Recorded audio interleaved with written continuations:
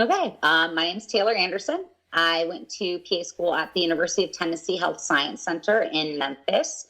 I did my clinical rotations in Nashville. I graduated in December, took my pants in December and passed. And so now I'm PA, but I'm from Southern California, and I went to Emory for undergrad, and I graduated in 2009 with a degree in film.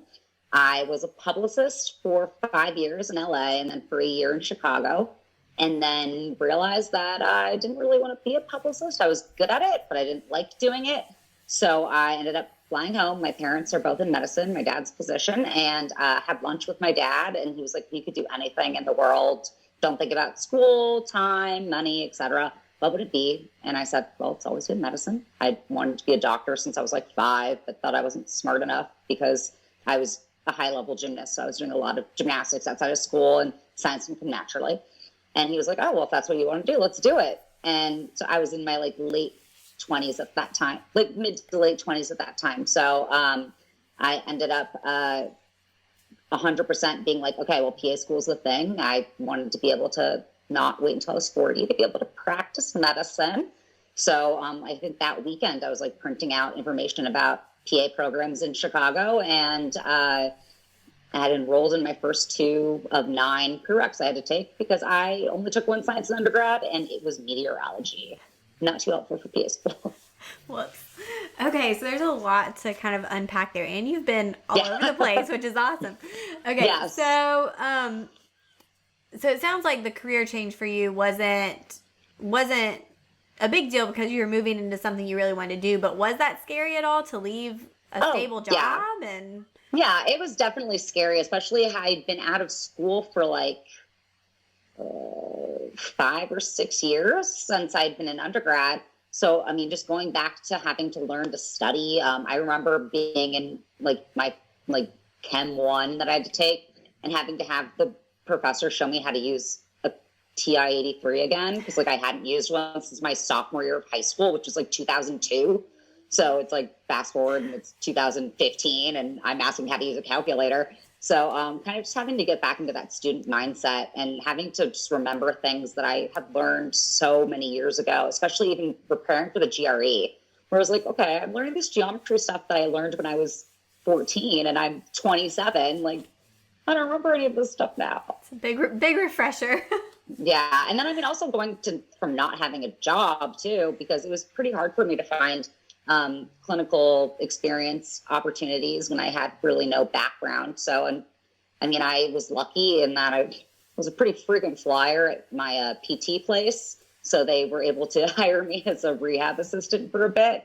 And then after I applied to PA school, my first round in 2015, I didn't get accepted anywhere. But I decided to be a CNA. And once I was able to be a CNA, then I was able to get that more. And I did a 6 to 8 week volunteer stint in Africa, working in a local hospital in Tanzania. And I think all of those things kind of bumped me up a little bit in terms of getting the patient care stuff. Okay. Do you think the patient care is what held you back from getting accepted the first time? Oh, definitely. Okay. Yeah. Because my grades were really good. I realized once I am just focusing on science classes, I can handle the science classes.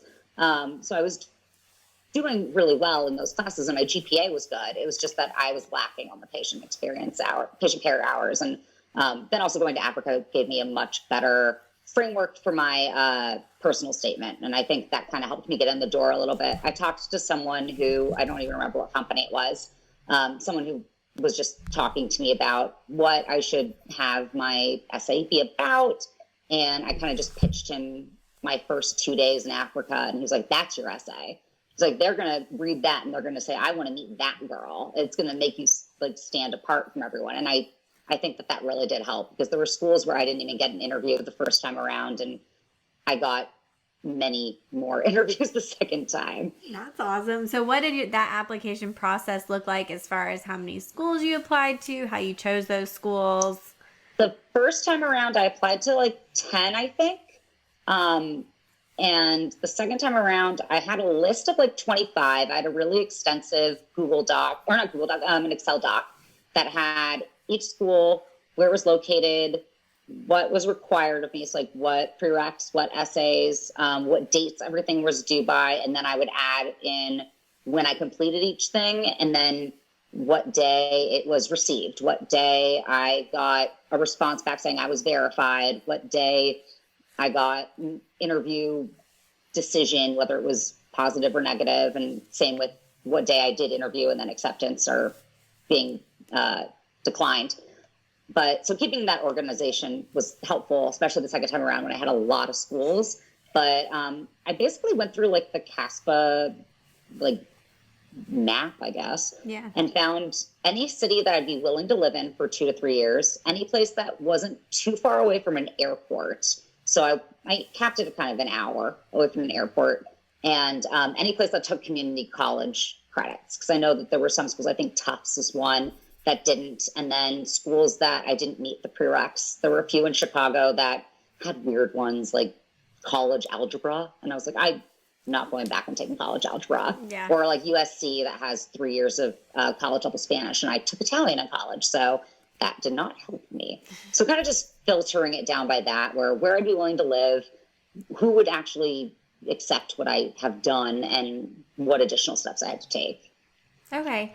So in the interview process, did your background as a publicist come up? Like, was that seen as a benefit, or like, were they questioning your motives for changing careers? No, I think that it was a benefit. I think people are a lot more open to non-traditional students now than they have been in the past. And I think it really shows, especially when you're older, that you're really committed to this and you really want to do it. And then I'm not just doing it because my parents told me to, because I started undergrad pre-med and decided not to go to med school or something like that.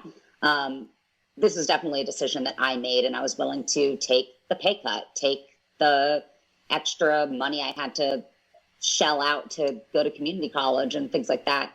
I think it made it seem like I was a lot more serious about it. And I think they also appreciated the maturity that I had in terms of having worked in an actual like office setting, where especially in PR, where it's very team based. So it's very similar to how it is when you're a PA, having everything be very collaborative and stuff like that. I honestly think that people were a lot more excited about my Africa stuff. Like that ended up being a lot more of a discussion. But I mean, honestly, in my UT interview, the first thing that I was asked before I even sat down was, why would you ever move from Southern California to Chicago? And my response verbatim was, ask me a better question. That's really the first question you're going to ask me. And the head of admissions, I told his wife this after the end of my didactic year, and she was like, oh, that 100% was when you were accepted, like within that first sentence. And I was like, I mean, they were looking for fit at this point. So, I mean, they saw my personality. So I guess being like just myself was helpful, not being canned answers, all that kind of stuff. Yeah, just talking like you normally would. Yeah. Okay, so how many schools did you end up interviewing at, and how many did you get accepted to? Oh, you can like can't even remember. I mean, the first time around, I know I interviewed at 2, and I was actually maybe 3, because I interviewed at 2 or 3, and I was waitlisted at 1. And then the second time around, I did an interview in Chicago. I did my UT interview. I interviewed Penn State. And then actually when I was at my Penn State interview, in the Uber on the way to my Penn State interview, I found out that I got to UTHSC. So I was like, oh, great. This is the best way to go into an interview, because I was literally getting dropped off at the airport. And I was like, this is no pressure. This is amazing. And then when I came out of my Penn State interview, I had probably like 5 or 6 interview offers. And a lot of them I declined just based on timing. I interviewed at UT in late October. This is before they went to just like one standard time frame for when they accept applications and when they do interviews. When I applied, it was rolling. And so I was the last interview slot at UTHSC, and I found out in like late October, and I got a lot of interview opportunities for mid to late December. And I didn't feel comfortable taking those and foregoing an acceptance. So I ended up declining all of my interviews after that. And so I think I got about 5 after that. So I think I also got some interview offers once I already started PA school. So you got accepted in October and started in January? Yeah. Okay, cool. So the January start dates mess up a lot of people because sometimes you apply like a year and a half ahead, and sometimes it's like that exactly. where you start right away. So you kind of had to like pick up, move to Memphis, get ready. Yeah. Yeah. It was like very fast. I think that I told the nursing home that I was working at like a week later. I was like, okay, I have to get my 2 weeks now. And right away was flying to Memphis to go look at apartments and stuff so that I could do it all before the holidays. Those holidays really get you. Yeah, oh, for sure. Okay, that's awesome. Okay, so give us a little breakdown of what happened once you started PA school. What did that look like? Okay. So when I started PA school, I was very overwhelmed from the get-go. I was told I would be in advance. Our orientation day was we were told that classic trope of it's going to be like drinking water from a fire hose. And it very much was the case for me in that sense, especially in my more conceptual science classes like phys and pharm, and specifically phys. I'm one of those people where I'm very linear. So my clinical medicine classes were a lot easier for me because it's like, okay, symptom, diagnostics, results, treatment, boom. Like step, step, step. Okay, I'm able to do that. But things where it was kind of bigger picture or things that I couldn't really just understand it on a more not basic, but on a more like practical level, that was definitely more difficult for me. So phys specifically was where this was an issue. And it was very frustrating on my end, on my professor's end, on the faculty's end, on my tutor's end, because I was doing everything they asked of me and more. I was studying a ton. I was foregoing sleep, food, workouts, personal life. I was doing outside tutoring as a group. I was paying for tutoring on my own. I was asking for help from my professors. And what was most frustrating was I was able to verbalize every concept.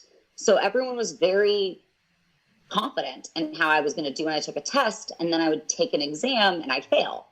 And I never really failed at anything in my life. I was really shocked that this was the case. I'm a super type A, former competitive gymnast. Failure is not really a thing in my vocabulary, but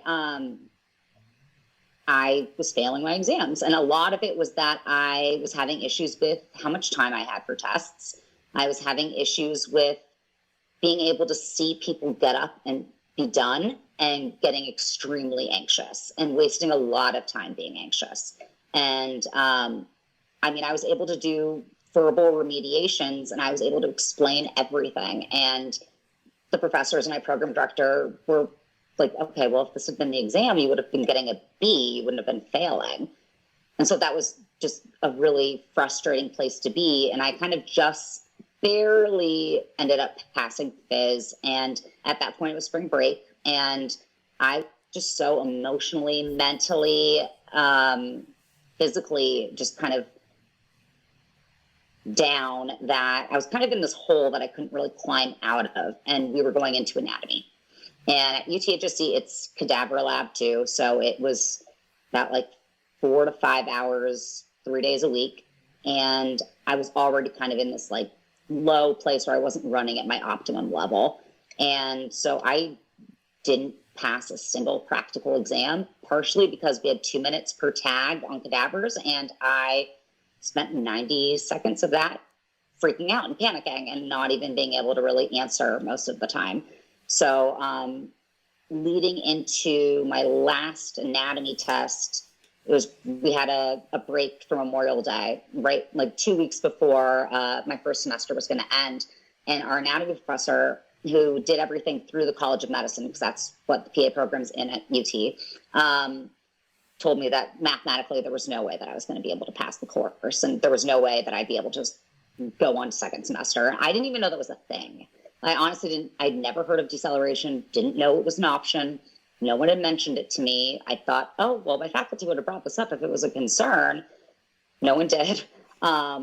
And so I ran to our PA building and was hysterically crying in the faculty offices, and was talking to my program director about it, who was also my advisor. And we were in the process of kind of figuring out if we could fight to get the one extra point I would have needed to have passed anatomy. But you need a 3.0 to be able to go into clinical year. And he was saying that just he didn't think that it was going to be in my best interest to have that much pressure on me. And I 100% agreed. And so he ended up talking to the College of Medicine, and we came to the conclusion that I would decelerate. I would finish my first semester, so I still had like 2 finals to take or something, I think like neurology and something else. And I was going to take anatomy with the CRNA class, which was not a dissection lab. It was just a lecture lab with a resected cadaver. And then I was going to do like a lot of counseling with student academic services, which ended up being the best thing I could have done. It was really sad. I was not happy having to make the decision. It was a very emotional time for me. It was really hard seeing my friends go into second semester and me not do it, not being included in a lot of stuff within my class, and being in Memphis and being like, okay, cool, I'm not near any family. I don't have any friends outside this program. I ended up making great friends within the CRNA class, and they're amazing. So that was so fortunate for me. They kind of took me in. And I ended up doing very well in CRNA anatomy. I think that my background at the community college I went to wasn't the greatest for anatomy, so I didn't really have a ton to work with. But also when I was doing all my stuff with student academic services, I realized that I had really bad test anxiety. And coming from a more humanities-based writing background, I was used to having a ton of essay exams. So I didn't really notice that I ever had issues with test taking, because everything was kind of short answer. It was essays, all that kind of stuff. So I also have generalized anxiety disorder. So between those two things, I was able to apply to get extra time. So I did 1.5 time for all exams, and I was able to take my exams kind of in like a little cubicle in student academic services. And when I started with the next cohort, I had to take any class that I didn't get a like solid B or higher in. So that was like 1 section of pharm, 1 of the 3 sections of phys we did, hematology, and anatomy. And so not having to take all the classes was really nice for me. I was able to make sure that I was sleeping more and working out and eating and having a life and all of that kind of stuff. And that helped a lot more for when I came back the second time around. And going from like not ever passing a practical exam, I was mad when I didn't get an A on my last one the second time around for anatomy. So my grades skyrocketed. It was like a night and day difference. And so I think that was a deal for the faculty, who was like, okay, we're putting the pressure on you. Like, you need to deliver if we're going to give this opportunity to you. And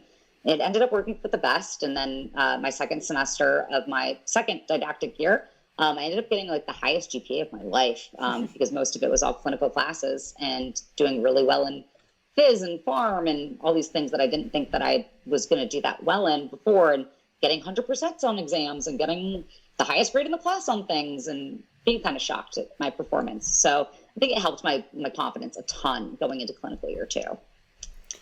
But that's my saga. Yeah. So PA school, it is difficult to explain exactly how hard it is until you're in it. And I think part of it is the material, part of it's all of the material all at once. Part of it is just how quickly things move. Mm-hmm. And it's on a whole new level. So that's kind of at the anatomy level. Like, people, when I'm kind of talking, and like one of my best friends who is my medical assistant is in PA school now, and she was funny because before she started, she was like, if one more person tells me it's me drinking out of a fire hose, like, I cannot hear that one more time. And then like 2 weeks in, she was like, I understand now. Like, this is not like anything I've ever done before.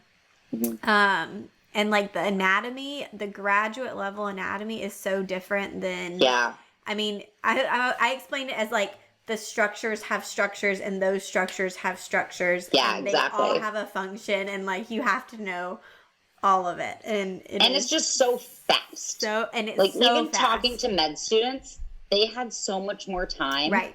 doing anatomy, and that was kind of their sole focus. I think that they didn't have like a lot of other classes, whereas we were taking like 5 other classes at the same time and condensing everything into a much shorter period of time. So it's having to know the same amount of material, doing it faster, and having a lot more that you're doing concurrently. And I think that that's something that no one really prepares you for. And people can tell you that until you're blue in the face, but until you're actually experiencing it, you really don't understand the magnitude. Right. And that's what it comes down to. And you're, I mean, surrounded by people who are in the same situation, and kind of everyone's trying to make it, but also trying to not freak out. And yeah, it's a lot. I mean, I tend to be probably err on the side of being an anxious person, which I think has gotten better with time, surprisingly, for some reason. But I kind of, thinking back, I would say my experience was kind of similar, but I experienced that in my undergrad chemistry at UGA. I was in a 300-person class. Our tests were on a computer, and they would essentially, you'd answer your questions, and then you'd submit your test, and it was all timed, and it would pop up, and the ones you got wrong were red, and the ones you got right were green. Oh, God. And then you got to reach fry the red ones for like 75%. Half credit or something. Yeah, and then you got to do it again for half credit. And so, I mean, for me, those days of tests, like, I could not eat. I was like shaking before I went in. I left every test crying. Like, that was not good for me. And looking back, sure, I'm kind of like, if I just hadn't have been so stressed out about it and so worried, would I have actually done better? Like now, if I went, like, would it actually be interesting and I would learn it? Because my husband, he loves chemistry. Like, he thinks it's so interesting, whereas I'm like, I just don't. I feel like my dad was like that too, and I'm always like, "Who are you?" Right. What kind of weird person are you? I know, like, people tell me they're a chem major, and I'm like, why? But for those people, good for you. If you're a chem major, mazel tov, but not for me. No.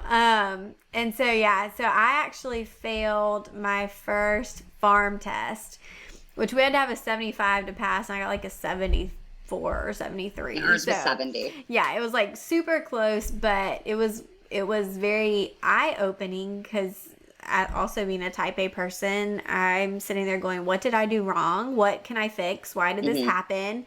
But it's kind of disheartening to be in that position because you are used to doing really well, and then you're doing this thing that you're actually passionate about and really excited about, and so to feel like you're not doing it as well as you should be is kind of difficult. I think that's also why I was fairly verbal about my struggles when I was in PA school, because there would be exams where other people would fail too.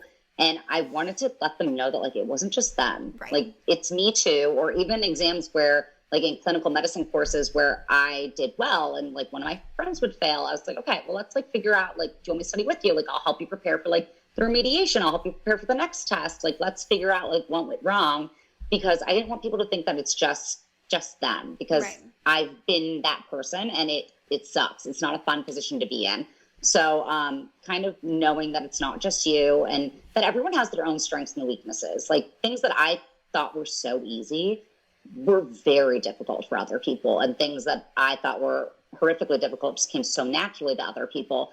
So, I mean, once you, especially in my program where it's not competitive, because we're not ranked or anything, once everyone kind of realized that, like, you just need to pass to graduate, I think people kind of dropped their guard a little bit and kind of dropped any air of, oh, I can totally handle this. And got a lot more real. And it bonds you as a cohort, and it bonds you with your friends. And it's helpful to know that other people are struggling too, and it's not just you. And then also, like, learning, being told from the beginning from the tutor we had, who was one of the smartest people I know. He actually runs a medical review podcast, and, like, genius level human being. Having him tell me in the beginning, oh, you need to take at least one day off a week and, like, not study and do anything. And I looked at him like he had 5 heads. I was like, are you on No way. drugs? Like, Yeah. what is going on? And so my first time around, I didn't do that at all. And I was so burnt out so quickly that I wasn't retaining anything. I was staying up super late, but I wasn't retaining anything. And so the second time around, I really made a concerted effort to have at least a day that was just for me, even if it was like I just watched Netflix in my apartment or something and like had a glass of wine. That was fine for me as long as I wasn't studying. And then I also decided to not study in my apartment. And I think that was a really, really monumental change for me, because I was no longer stressed in my sleeping environment, and it helped me sleep a lot better. And so when I got to my apartment, that was where I could just chill and relax, as opposed to that's also where I study. That's also where I stress out. Yeah. So having it be like when I come home, it's done, as opposed to I have more to do when I come home, was a big change I made from my first time around to my second. And it was definitely for the better. Those are really good tips. How many people are in your class? We started with 30 and we graduated with 29. Okay, so that's a pretty small class. Yeah, it's a small Yeah, class. that's a little So small. you know everybody knows you. Yeah. My faculty was a super familial atmosphere. I mean, very Southern. And they knew I didn't have any family nearby. And they were one of those programs where when they say it's an open door policy, like it is literal. If the door is open, you can come in. And I did that many, many times, sometimes just for validation, sometimes to cry, and sometimes like just because I wanted to talk to somebody. Yeah. And also like when you don't have any family, they're your surrogate family. So, I mean, I cried when I left to go to my clinical year because my clinicals were in Nashville, and that's like a 3.5 hour drive away from Memphis. And I was just like, oh my gosh, what am I going to do without these people here all the time for me? And I mean, saying goodbye when I graduated was hard too, just because these are the people that have seen you at your highest high and your lowest low. And now you finally have achieved something and you're leaving that in that comfort zone. So, I mean, I think that's something that people should really consider when they interview at programs, kind of seeing what that dynamic is like with faculty, because I definitely wouldn't have been able to make it through without having my faculty be as supportive as they were and having them really tell me how much they believed in me.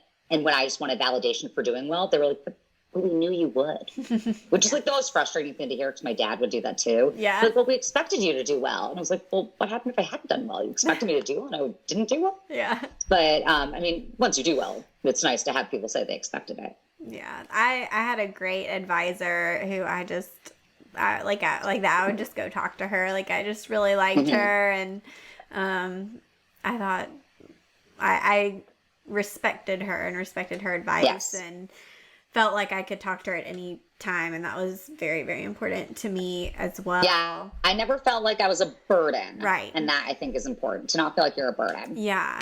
I mean, yeah, for the most part, I hear that about programs, but sometimes you hear the opposite. Yeah. So at any point, did you think about just giving up, or was that not an option? No, because this was already my plan B career. And I remember telling my parents, like, there's no plan C. So if this doesn't work, then like, I have honestly no idea what I'm doing next. So not having it work out is not an option. So I think that being able to get a lot of the mental aspect out of the way, in that semester that I took off, just because I only was taking one class, I think it was like 2 days a week, for like 2 hours or something. So having such little class time that I actually had to spend, meant that I was going to like student academic services like 3 to 4 times a week with my counselor. And I did EMDR for like the PTSD basically that I experienced from my first semester of PA school, and all of the pressure that was on me, and to kind of just like develop better coping skills to handle that anxiety, to handle that pressure, and kind of continuing that into my next didactic year. And then also my next didactic year, I found like 2 really great friends where we figured out the best way to study together, even if it wasn't talking. It was having that accountability of, hey, we're going to meet at this place at this time, and we're going to get this much done. And we're going to go over this lecture by ourselves, and in an hour, we're going to discuss it. And we would make up like the weirdest like stories to remember stuff, where they took their exams in student academic services too. And like I would tell when they would get to other questions because I kind of hear them like sort of giggle, and I would do the same thing. I'd be like, oh my gosh, I remember the story. Like I know the answer before I even finish the question. So it was nice to kind of like share in those victories with your friends too. Yeah, for sure. How did this experience translate into clinical year? I I knew kind of, and I'd been told a lot that like clinical year was where I was going to shine just because I'm a talker, I'm a people person, that kind of thing. But I guess I didn't really know the magnitude of it until I was in it. My first EOR was rough. I failed my first EOR, but I think a lot of that was I just didn't really understand what to expect out of EORs. I think not really talking to anyone near above me about what the EORs entailed because we took the PA/EA ones. Not really knowing that it was a lot of like secondary and tertiary type of questions. Some of that part are very difficult. Those started right after I graduated. Praise the Lord. But yeah, I've heard that they're tough. Very difficult. Yeah. But also finding the right resources, that was helpful, and not over-resourcing, because I think I kind of did that a little bit in didactic. I over-resourced a bit.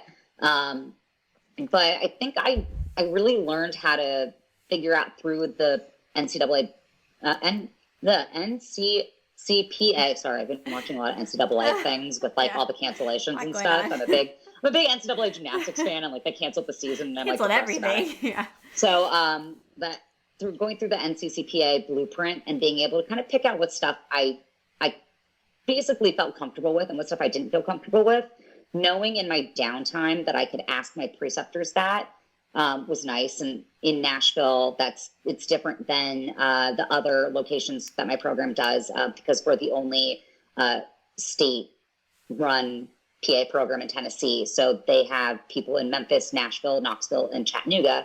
So we kind of have visibility throughout the state. Nashville is the only one where you are primarily outpatient and you're almost always the only student. Nice. So I felt very comfortable asking questions and being able to discuss topics with my preceptors and learning how to kind of study on the fly, like whenever you have a spare moment, study, that kind of thing.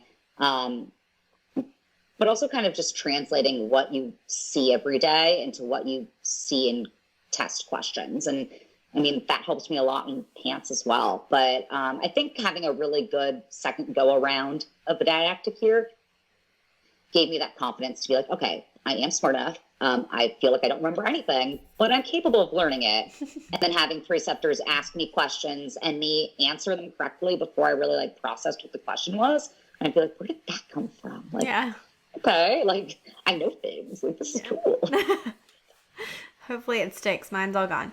Yeah, that's what I'm hoping. Yeah. So what was your favorite and least favorite rotation? My favorite rotation was peds, hands down. A close second was outpatient neurology, but I'm looking for jobs in peds. So if anyone lives in Chicago and they want to hire a peds PA, I'm here. I loved outpatient peds. I love developmental milestones. I think kids think I'm one of them. Like I'm barely 5 feet tall, and in clinic I wear glasses, so I think that they can like see the reflection too. So they're big fans. I mean, that 2 to 3 year old boy age range, like they loved me. So they were my biggest fans. I just like really enjoyed my outpatient peds rotation. I think having a great preceptor for that was awesome. Yeah. Least favorite, I wasn't a huge fan of my ER rotation. I didn't get to see a ton. And when I did my night shifts, I was with a PA who really didn't want students. And I understood that vibe very quickly. There were days where she didn't acknowledge me for like 2 to 3 hours. I didn't have access to their EMR, so she would go see patients and I wouldn't know what room she was going to. I wasn't able to see labs. I wasn't able to see films.